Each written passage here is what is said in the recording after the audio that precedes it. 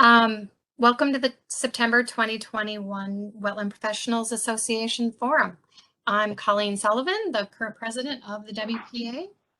And today we're going to have two speakers from Inter-Fluve that will tell us about stream restoration, dam removal, and wetland impacts and value judgments impacting the landscape. Our description of our webinar today is, as river and stream restoration practitioners, we are focused on restoring natural river processes in the landscape. As part of that process-based restoration, we are frequently engaged in projects that remove legacy dams from river and stream systems. Those dams have often captured significant sediment in their impoundments, some of which have since evolved into high-value wetland systems. The removal of those legacy dam structures drops groundwater levels back to pre-dam conditions, sometimes reducing or eliminating the hydric soil conditions, as well as evacuating the impounded sediment that has supported the development of a wetland ecology over decades or even centuries. This talk will focus on the restoration of the riparian zone from the perspective of a river design team and the trade-offs and challenges associated with restoring river processes when legacy infrastructure has created high-value artificial wetland ecosystems. We will discuss this issue in the context of two case studies, local Arden Park project in Edina, Minnesota, and the Pucker Street Dam removal in Niles, Michigan. So there's a description of our webinar. Our speakers today are Maren Hancock with Inter-Fluve and Marty Melchior, also with Inter-Fluve. Maren is a water resources engineer at the Midwest Regional Director for Inter-Fluve. She has more than 9 years of experience managing multidisciplinary teams to meet clients' diverse needs. Maren's recent projects have included riparian zone and stream restoration, aquatic and shoreline habitat restoration, flood hazard mitigation, resiliency design, and watershed management.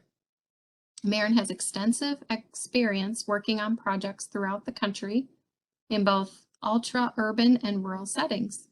Maren led the construction observation effort for the restoration and enhancement of a 17-acre urban park along the Minnehaha Creek corridor in Minnesota, and is managing the removal of the Pucker Street Dam on the Dwegiac River in Niles, Michigan. Maren's leadership is vital to these projects, which include diverse restoration challenges along with stakeholder and public relation communication needs.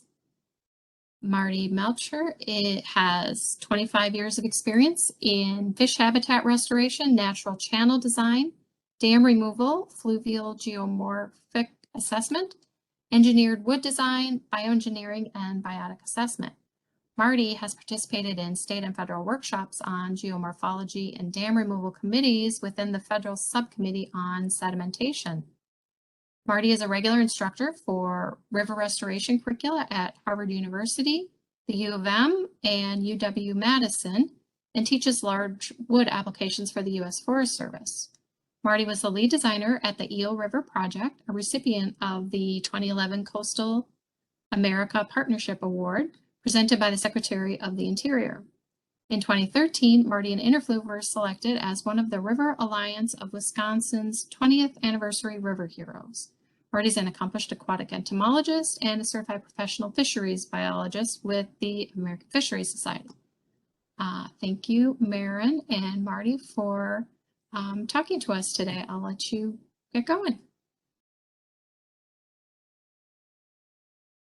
Okay. Thank you for the intro. I'll get this going here. The talk's a little bit different from the intro. We're going to add a third example there, but the gist of it's pretty much the same. What I want to do first is talk a little bit about the organizers had asked us to talk about the types of riparian and river wetland restoration projects that we've been involved with. So I'm going to throw a few examples at you, different types of riparian wetland restorations that we commonly encounter. And then a couple slides on dam removal basics to launch us into the illustrative examples. First example on riparian wetland restoration is just taking advantage of seeps and spring sources in floodplains. This is an urban area here. This is on in the town of Plymouth, Massachusetts, pretty close to Plymouth Rock. This is right downtown in the Brewster Park area. They had been managing the floodplain for grass, and the grass was always saturated because of 3 or 4 different seeps that were coming in to the park. And, you know, the watershed's pretty much made of sand. So there's water seeping in different places along the river corridor.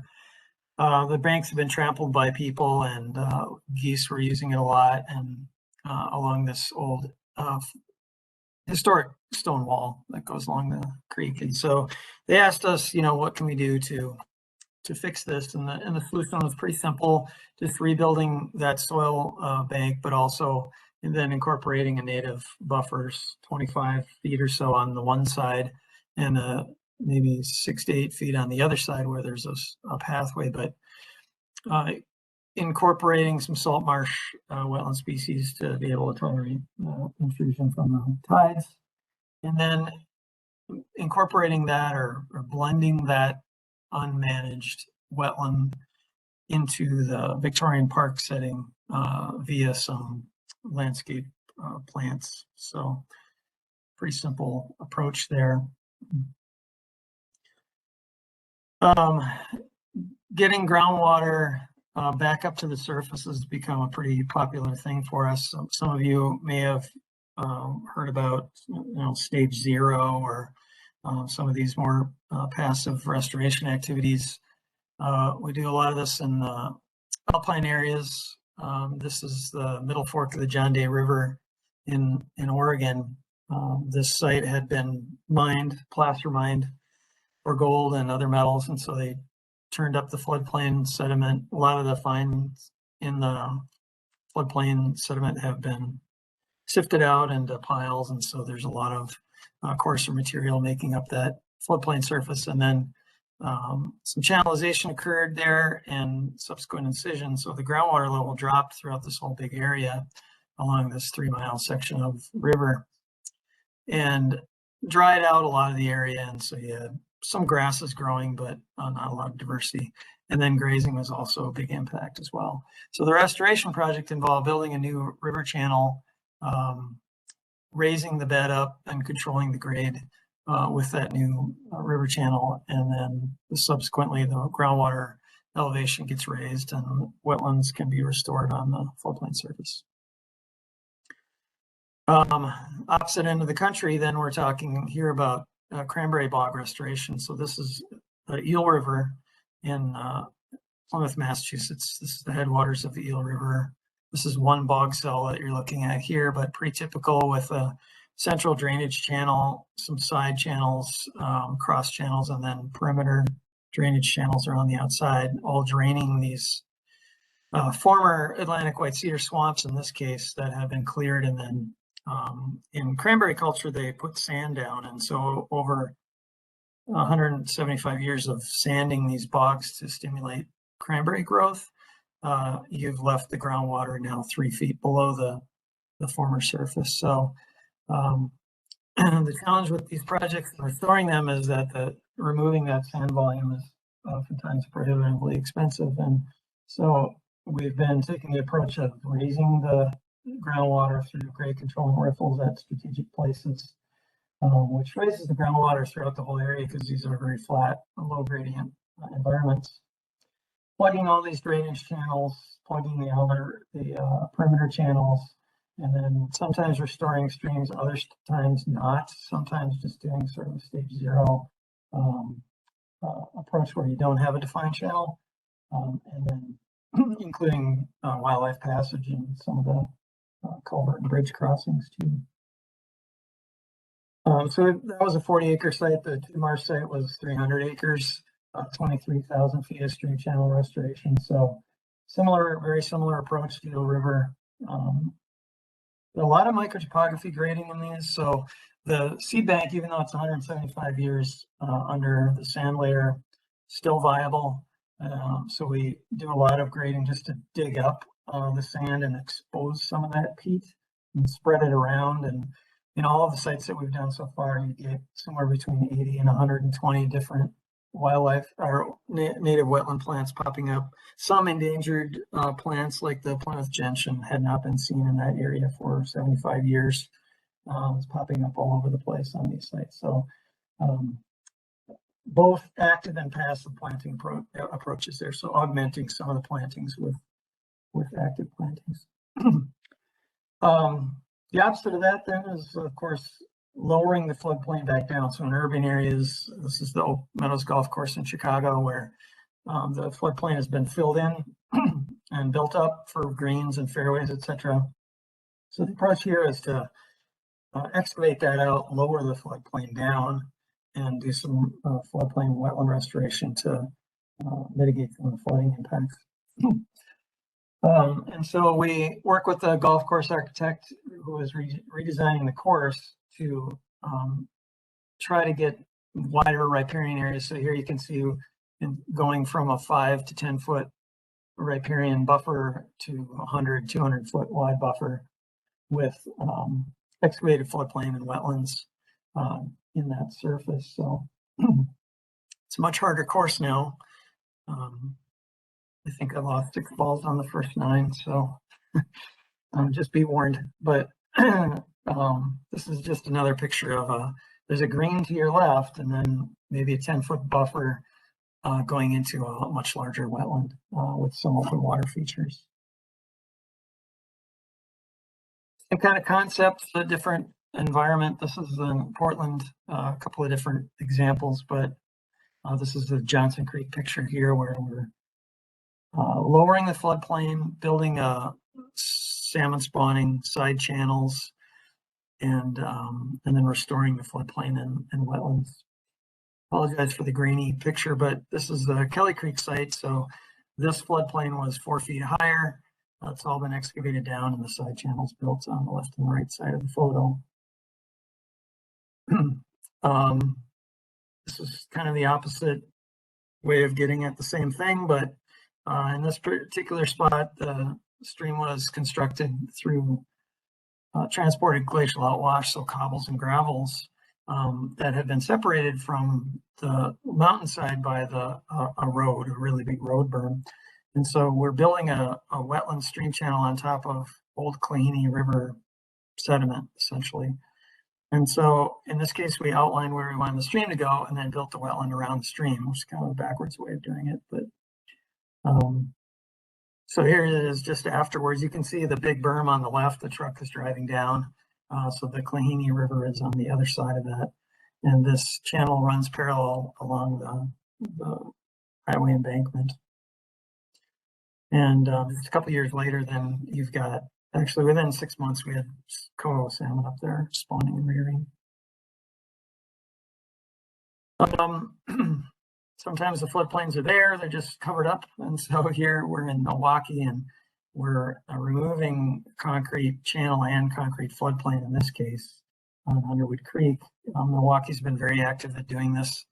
Los Angeles is looking to do the same thing now, looking to Milwaukee as an example. But so this project involved creating a stable stream channel for Northern Pike Passage, creating habitat, and then also taking advantage of the seeps and the water that's coming in from the side slopes of the valley and building floodplain wetlands on those surfaces.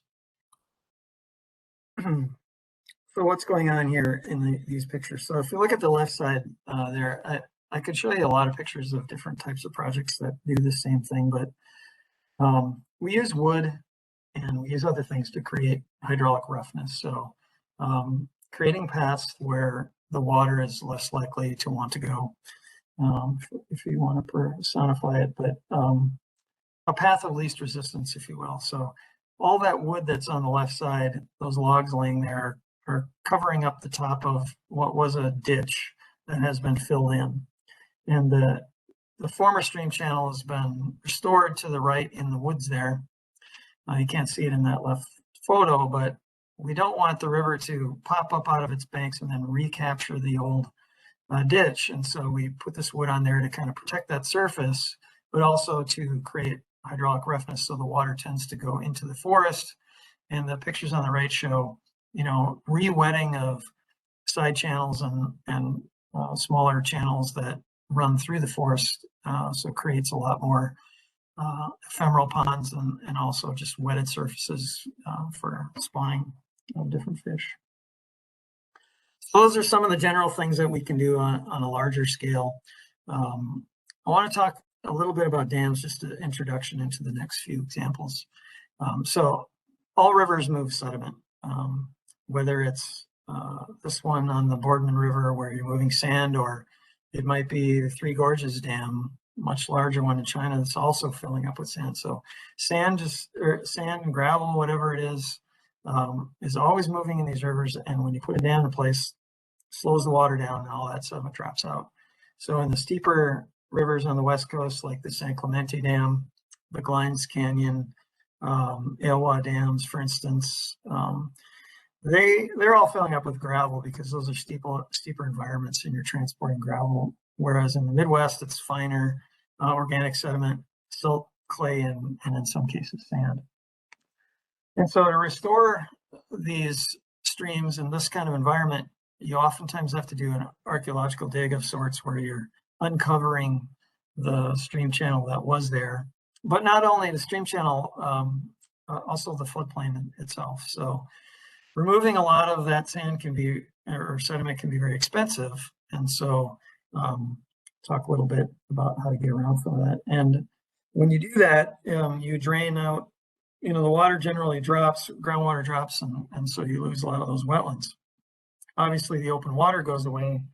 And so there's a concern about the loss of open water wetlands and the loss of bordering vegetated wetlands as well. And how do we account for that? So sometimes you can let sediment go downstream. That has a cost in terms of both time and so if you let the dam, you open the dam up, like in this case in Maryland, this is the Simpkins Dam, we're allowed to let the 70,000 yards of sand move downstream. But that can take a while, and in the Midwest, especially where we have low gradient streams, could take years or centuries to do that. Whereas the other approach is active removal of that sediment. The first example I'm going to give you is the Boardman Dam removals. These are three big, 35-foot hydro dams on the Boardman River in Traverse City, Michigan. This is a picture of one of the impoundments after restoration. Pretty popular trout stream, very popular paddling river. So the dams are located again in Traverse City. The goals of these projects were improve fish passage, reduce water temperatures in the river, and provide some cold water fish habitat, while not impacting paddling. So the most upstream dam was the Brownbridge Dam. And here we've got 8 to 10 feet of impounded sediment in some of the deepest areas. And most of that's sand. This is a sandy watershed, so it's all sand coming down. And so the challenge here is trying to restore the stream, but maintain the amount of wetlands on site. In all of these dams, the situation is kind of the same. The upper part of the impoundment had most of the sediment accumulated. So here about 8 feet, 10 feet of sediment. And then the lower part of the impoundment, there really isn't much at all. And so uncovering the old channel closer to the dam was actually a lot easier than the upstream portion. So the solution here is a staged drawdown approach. So this is full pool here on the Brownbridge Dam. This is partial drawdown, so the pool is smaller now, and you can see the exposed sand on the upstream end of the project area. This is the restored stream, so the channel has been uncovered, excavated, and we weren't able to afford to restore the entire floodplain width. So the interim solution is a 20 to 40 foot wide floodplain bench on either side of the river. And then eventually maybe coming back in the future when more money is available and excavating a wider floodplain if that's possible. So what'd you do with all that sand? So we were able to work with the regulatory staff in Michigan and allow us to push the sand up to the side. So treating those areas like they're going to be uplands anyway. And so let's just blend all that extra sand back up into these spoil piles. The other areas will grade that floodplain bench and then transition up to those spoil pile topographies. So this is the Brownbridge Dam looking upstream from roughly the same location. So you can see the stump field on the right side there is the old former floodplain surface. So former drowned forest that's been exposed and excavated. And the spoil piles would be on the far right side of the picture. You can't see them. The other two dams, Boardman and Sabin, similar dams, but a little bit more sediment. So here you can see you can actually see the foreset bed, or the way that the sand is crossing over in dunes and advancing from left to right there. The old floodplain surface is about where the red dotted line is in the bottom right of the photo. You can see the dark organic wetland sediment. And there's bands of organic material and sand going up to the top. That's all various stages of different dams that were built. And so here again, you can see how excavation involves really uncovering, in this case, stumps that outline the river channel and then the former wetland floodplain surface. So in this case here, the top plan set example is just showing the stream channel restored alignment in pink, and then a close-up of just one bend. We did have, in this case, 1916 topo data, so we knew where the channel was essentially, and somewhat where the elevations were.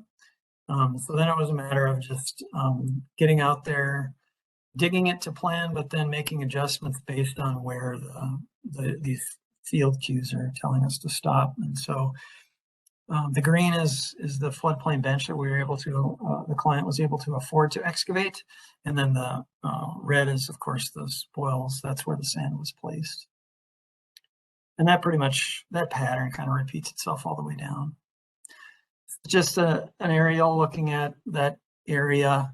You can see the spoil piles there, and then the rest of the area is either upland or a narrow floodplain bench along either side of the river. Here's a picture of excavation in action. So the arrows pointing to the newly excavated floodplain surface. So very low bank height, about 1 foot bank height. This is a great big spring creek here. So not a lot of fluctuation, but in the foreground is the sand that hasn't been excavated yet, obviously. And the spoil pile is back behind in the far part of the, where those poles are in the picture. This is looking at that same area.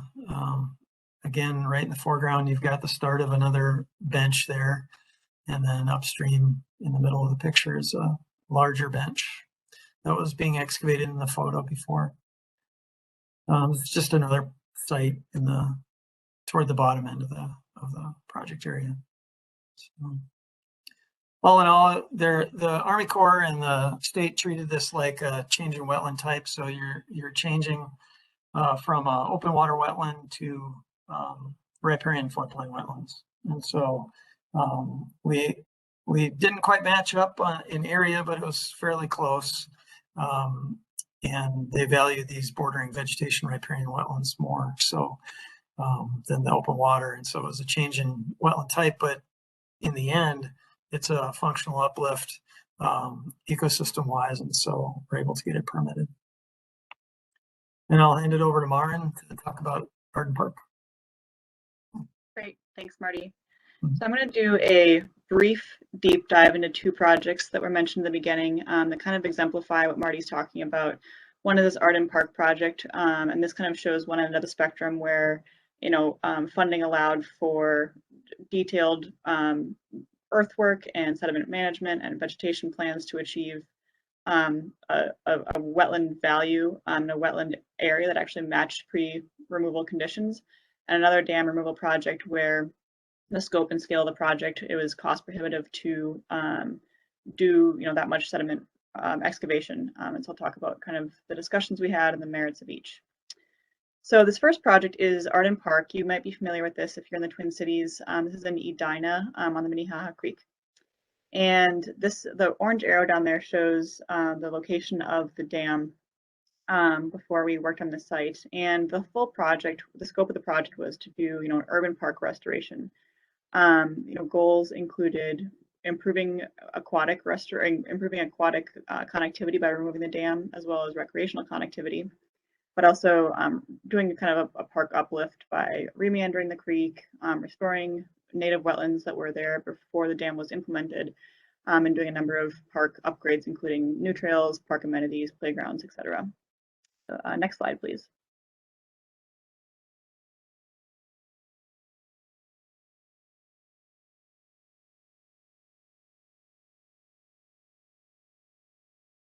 I think there's a bit of a, there we go. Bit of a delay on the slides, just FYI, Marty. So this is the dam looking at the same direction that arrow was pointing in the previous image. And like I said, a huge goal of this project was to improve aquatic connectivity for fish and other riparian species to be able to move up and down the corridor, but also for recreation. This used to be a portage where canoers and kayakers would have to take their boat out and get around the dam. Another downside of this impoundment is that it kind of created this degraded backwater wetland habitat that was popular for waterfowl. And the combination of the mowed grass right up to the river edge and the impoundment was a popular spot for waterfowl and other vegetative invasives like a ton of reed canary grass and buckthorn. There was also a huge pool upstream of the dam that was basically just a carp pool. So eliminating that helped with that issue as well. Next slide, please. So what we did is we came up with a new river alignment in order to increase the stream length and essentially restore the geomorphic function of the system, and thereby creating more diverse habitat throughout the system by creating pools and riffles of aquatic habitat. And then also basically increasing the bordering vegetated wetland habitat area and increasing the stream length in order to restore the wetland habitat types that were there before the dam was constructed. And I'll get into this in a second, but that ultimately resulted in a functional change of the type of wetlands on site. And I'll get into that on the next slide. So a couple of the things that we looked at were the buffer areas. And through the project, we were actually able to increase the riparian corridor length and maintain the buffer area as well, minimizing and actually reducing the amount of mowed park space adjacent to the creek, which helped with the waterfowl issue. Next slide, please. The other thing we looked at was functional type of wetlands. And in order to do this project, we're changing the location of the groundwater table and changing the interaction between the creek and these different various wetland types. So on the left here, you can see the pre-condition alignment and pre-condition wetland types. On the right was the proposed condition wetland types. And we were able to restore this valuable sedge meadow wetland type that was presumed to be there before the dam was put in place.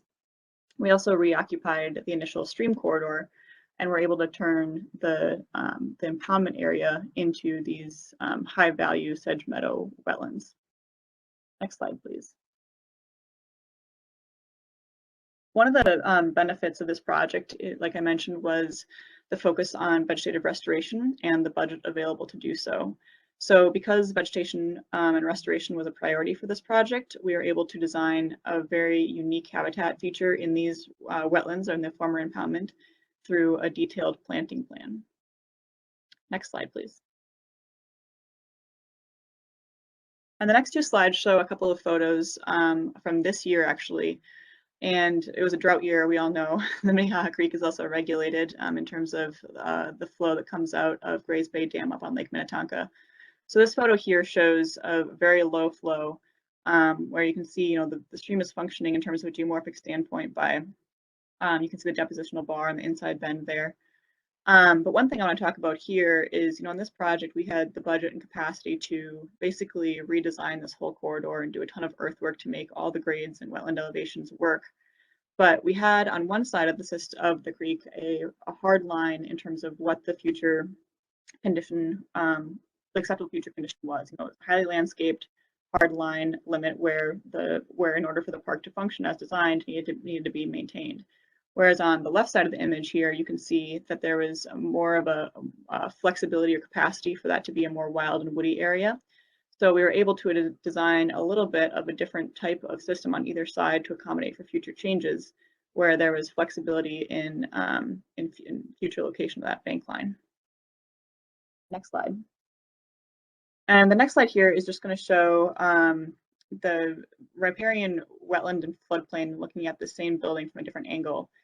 And you know, this project overall is just an example of an opportunity where we were able to improve, you know, wetland habitat through dam removal with a combination of, through the funding available, we were able to remove contaminated sediments. We were able to do a significant amount of earthwork in order to achieve the elevations to restore habitat function in wetland areas. And we also had the budget for a comprehensive planting plan and plant maintenance plan to keep the invasives out once developed. So that's one example. The next example on the next slide is this Pucker Street project, which is in Niles, Michigan, which is about half an hour north of South Bend, Indiana. It's on the Dowagiac River. And this is a different scenario where the size and scale of the project and the available funding it was cost prohibitive to do that type of work we did at Arden, where it was highly prescribed, designed, restorative dam removal. In this location, the dam was 38 feet tall and was in place for over 100 years. So you can imagine the amount of sediment that was trapped up above the dam throughout that time. Next slide. And this dam here, it was a former power generation dam, and it was defunct. It was no longer functioning in its former capacity.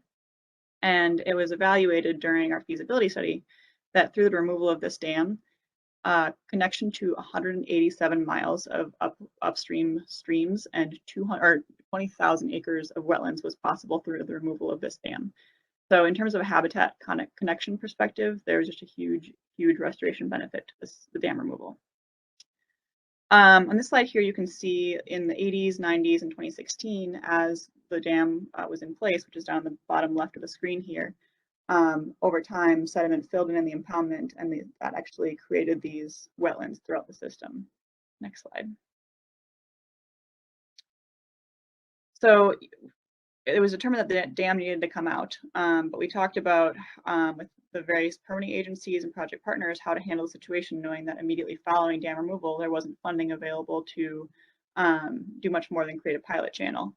And overall, the value of restoring the connectivity was discussed in terms of what could be done in order to achieve the project goals and remove sufficient sediment to basically create a functioning system that would allow the river to do the restoration on its own. So this project is very similar to the project Marty explained at Brownbridge, where we basically excavated a pilot channel and did some floodplain benching to get material out of there, but ultimately ended up piling spoils piles in the former floodplain, and we're letting the river do the restoration on its own. So unlike Arden, where we had very defined creek limits as to where the creek would be in the future, you know, this is a situation where the river is going to be able to do the restoration on its own and find its path through its former floodplain. Next slide. So what comes with that is managing expectations and understanding with all the project partners, as well as the adjacent landowners, as well as the public. Understanding that in the future, this is going to look very different. And as the river moves through that former floodplain and erodes and brings more sediment downstream with it, that's actually a cause for celebration as opposed to a cause for concern, because that's creating the wetlands, that's restoring the habitat that was once there.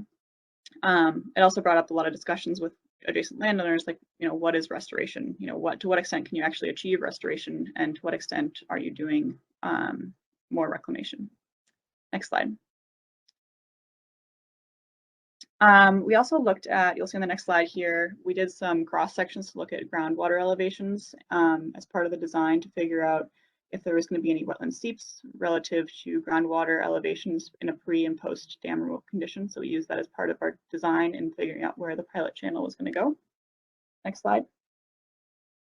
And this slide here just shows a couple of aerial images from actually 2 weeks ago. We do drone flights on the site every couple of weeks, and the pilot channel is just being wrapped up. And you can see that there's a number of different formations occurring in the rivers. We dug this pilot channel and the floodplain benches, but the river ultimately is going to be able to choose its own path through its former floodplain. So in this location, the benefit of letting the river do the work on its own is that, it reduces cost. It was, feasible in terms of sediment volumes we had to manage. And we came to an agreement with the regulators as to how much sediment we had to hog out in order to, make it a functional system. And there's, not a lot of bank stabilization, but this is in a location where that was an acceptable outcome. So this is just, another example of similar to what Marty showed on Brownbridge, but an example of kind of the two different ends of the spectrum in terms of what can be done with dam removals and managing expectations and managing upstream wetlands. I think the next slide is the last slide. So with that, I know we went a little bit over, I apologize, but we'll take any questions there might be. Thank you very much. I don't see any questions in the chat, but I had a question. So you all explained that by changing hydric soils through stream rehabilitation, you can improve a lot of the plant communities in some new wetlands. And by removing maybe that water from old wetlands. For the projects that you don't have enough funds to do a full plant restoration, are you ever concerned or see any issues with that new wetland that comes in being a conduit for invasive species or problematic species moving throughout that corridor? That's a great question. I can answer it quickly and pass it to Marty to see what his response is. But yeah, that's definitely a concern. And typically with these projects, we like to have a plant maintenance plan, regardless of to what extent the planting plan might include, and that's usually based on budget and expected project tolerances and expectations. But with these projects, we typically have like a 3 to 5 year plant maintenance plan, where we're going in there and trying to get ahead of invasive species before they can really establish and outcompete the natives that we would seed as part of any of these restoration projects. Anything else, Marty? Yeah, that's right. Like in this picture here of the Oak Meadow site, the Forest Preserve District has an extensive staff, and they've got available funding, as does the golf course, to do invasive maintenance. Unfortunate reality, is that we've got rivers that flood, and every time they do that, they spread reed canary grass seeds all over the place, or Phragmites, or whatever it might be. I think we're working on a project in Toronto right now. There are 40 aggressive invasive plants in that watershed. So there's always a new seed rain coming in, and so it's a constant maintenance problem. If you want to stay ahead of that. Sometimes we recommend not really having an aggressive treatment plan. So in urban areas, sometimes, like some of the Minnehaha Creek projects, in fact, we're not recommending, full-scale reed canary grass battle because it's just not something they're going to win. And so there's some planting that's done, but there's an assumption that the invasives are going to come in there, and that's an unfortunate consequence of working in those areas sometimes. I suppose it's a pro and con. So I don't know exactly what other states do in terms of wetland banking, but have you seen any interest in some stream restoration corresponding with the Minnesota Wetland Bank? Yes. Yeah. I've been on a few committees lately reviewing the Army Corps methods for scoring stream mitigation projects. A lot of mitigation's been focused in the South and mostly in the Southeast, but there are some stream mitigation bankers out of Maryland and Texas and Carolinas and Tennessee that have been kind of shopping around for national projects, but those are usually larger scale, big projects. Every one of the projects that we showed had wetland bankers coming in and trying to see if they could use them as a mitigation bank, and just didn't work out for whatever reason. So it's still in its kind of infancy. I'm not sure that I'm pretty much against stream mitigation banking right now, but you know, it only works in places where you allow stream impacts, and I would much rather not allow the impacts than to have a stream mitigation program. So.